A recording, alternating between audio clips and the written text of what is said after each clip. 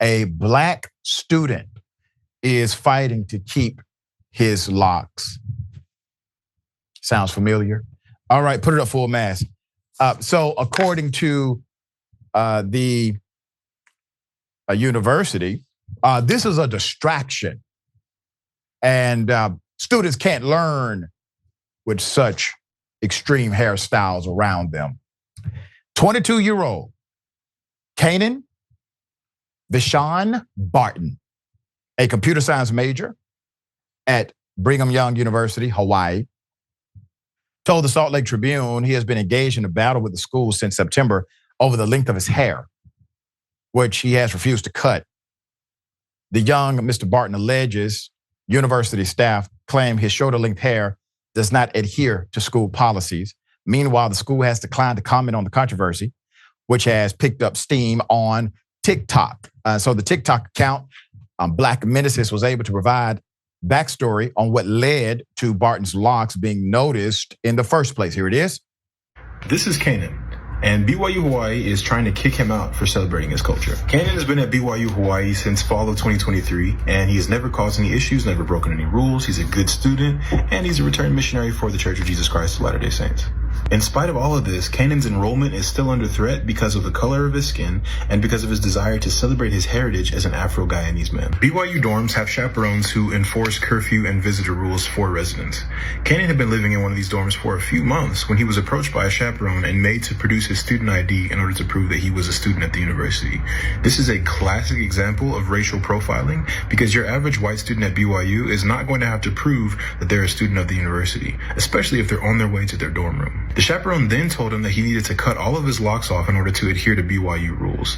There's no rule that prohibits having locks, and when Kanaan refused this, he was reported to administration. Since then, BYU Hawaii administration has been trying to quietly force Kanaan to cut his locks in order to conform to these unwritten rules that apply to black students at BYU. So here's what I'm going to do on BYU. I will highlight the policy and also some of the rhetoric on record from the university. The university requires students to follow an honor code, which states their hair should be, quote, neatly trimmed. Neatly trimmed is the wording in their handbook, although the code has no official guidance on length. Regardless of the length of my hair, I am spiritually involved. I am actively going to church, Barton told the Tribune. I am doing well in school work. I am doing everything else, but my locks mean something to me. They are culture. They are family, he added. I should not have to cut my hair to get an education here. Can I remind those Christians who are in charge at the university of Samson in the Bible, who had dreadlocks or locks? And his power, his strength was codified in these locks. It's in the Bible. God spoke directly to Samson, according to scripture. It was not a discriminatory dynamic. It was something that was not only cultural, but deeply spiritual. There's more. BYU Hawaii is a satellite campus at the Utah-based BYU, and is owned and operated by the Church of Latter-day Saints. Students are required to avoid sex outside of marriage between a man and a woman, and same-sex romantic behavior is prohibited. Alcohol and caffeinated beverages also not allowed to be consumed, while students must follow rules regarding dress and grooming. Damn, let the man at least have his own hairstyle. There's more. Hair should be clean, neat, modest, and avoid extremes in styles and colors. The BYU rules states men's hair should be neatly trimmed. Men should be clean shaven. If worn, mustaches should be neatly trimmed. Can you put up the picture of the young man again? That is a neat hairstyle. It is neatly trimmed. Those locks are on point. What are you talking about, BYU?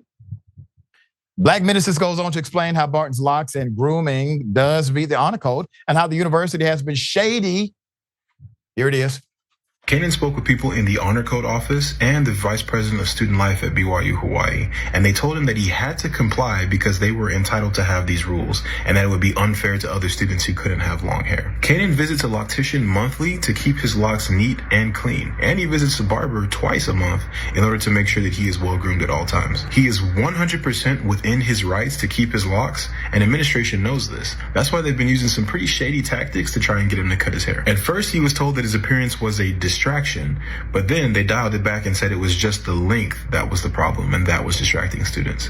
Kanaan suggested that if his hair was the distraction, he could cover it. That was rejected.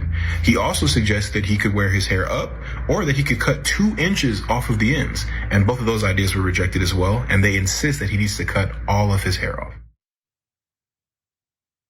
Put up the picture full mass.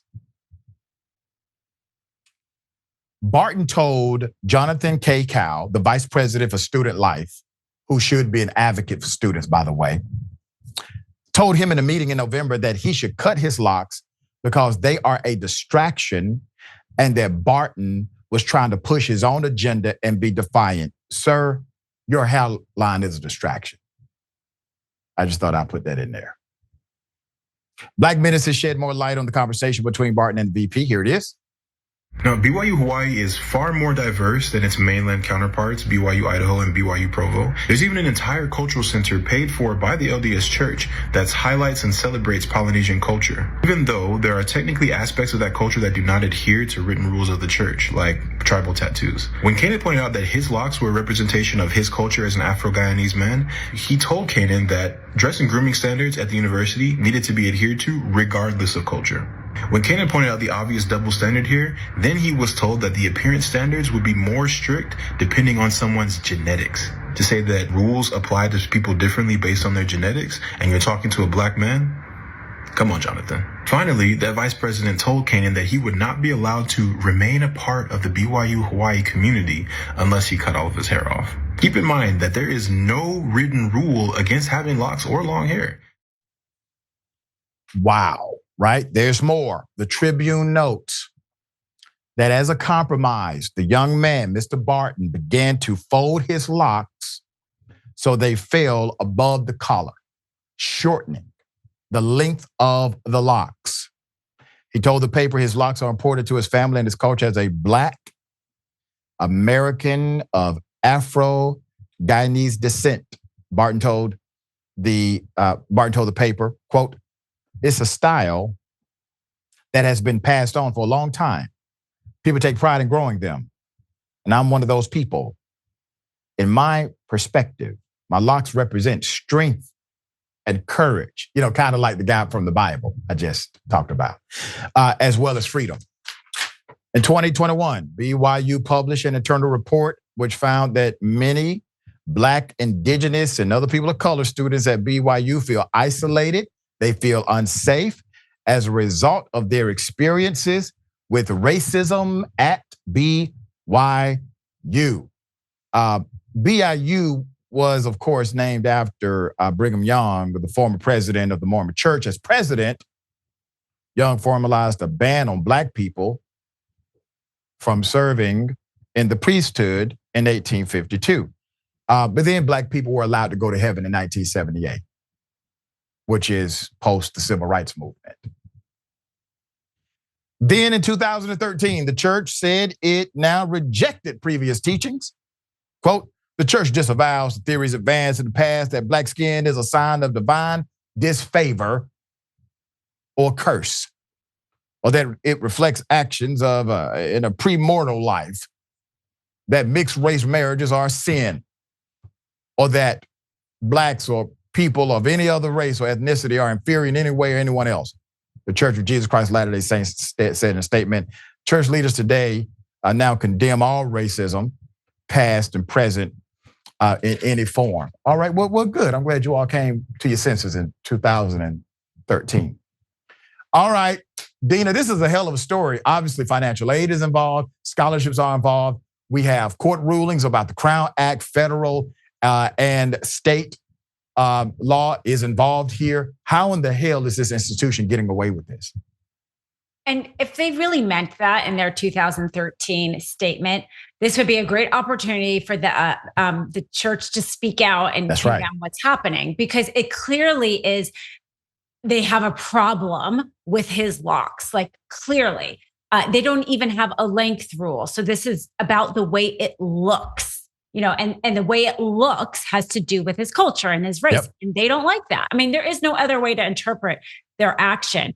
And talk about making somebody feel unwelcome, unsafe. I mean, do you not even care about that? Like, definitely no inclusivity at all here in this situation. So I think this is an opportunity for the church to do the right thing and to stand by that student.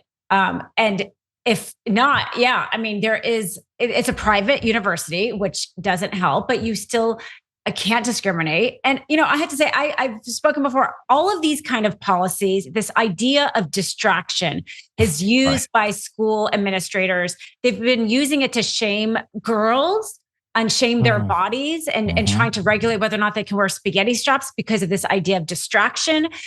This idea that somehow his hair, which is very neat and trim, but just looks different than the white guy sitting next to him, is a distraction. It's that word is just a way of hiding behind your actual sexist or racist intent. And I would say for the church, hey, this is your opportunity to truly stand by that 2013 statement, stand by this kid and condemn what's happening there. That's right. Very well said. And to the young Mr. Barton, you are right. You know that your proclamation, your stand is righteous. The people that are standing against you inside, they know they are wrong, but they're part of a system, an organized approach that disallows them from standing up and being true leaders. They could, but they're feckless cowards for the most part. I encourage you to continue to be a leader as you are. You are resurrecting a new consciousness beyond that local university. Very proud of you.